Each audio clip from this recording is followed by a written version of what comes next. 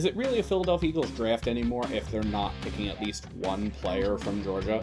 Well, that's exactly what happened with the Philadelphia Eagles 6th round pick, adding another Georgia Bulldog to this roster, this time on the offensive line. Welcome to the Bird's Nest Podcast. I'm Joe Donahue. Thank you so much for joining us.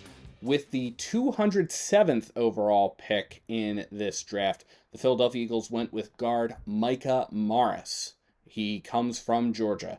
Now, the Philadelphia Eagles started round 6 with pick number 197. They traded back in the 6th round with the Los Angeles Rams to that pick 207.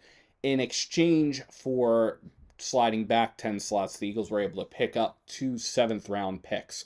So we will certainly see how the Eagles play with those picks, whether or not they use those picks to get a couple more guys for the roster, whether or not Howie does some more wheeling and dealing with those. We will certainly see what winds up happening there.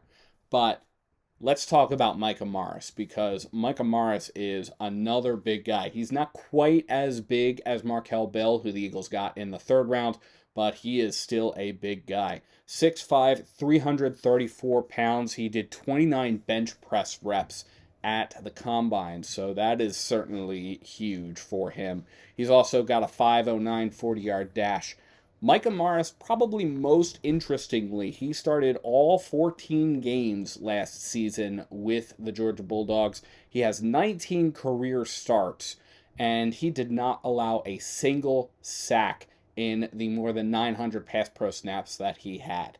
Now, Morris is versatile on the offensive line. He does play guard. Most of his starts coming at left guard, but 5 of his starts on his career came at right guard. So we will certainly see how the Philadelphia Eagles decide to utilize him and see if they're able to bolster up that right side of the offensive line. That could be a really good opportunity for somebody like him to compete for, if not the number 1 spot on the offensive line, a number 2 spot on the offensive line, so to speak. Georgia Bulldogs coach Kirby Smart said going into the draft that Micah is a developmental player.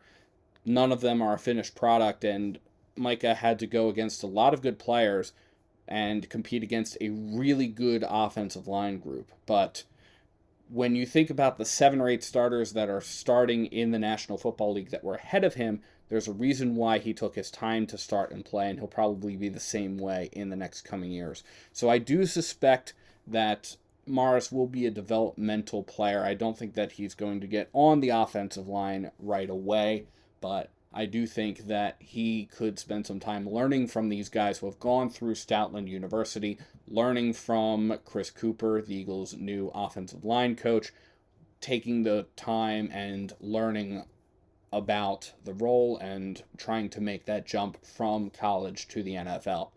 But I do think that he does have the potential to, maybe in a year or two, find himself on that starting front 5. So we will certainly see how all that pans out.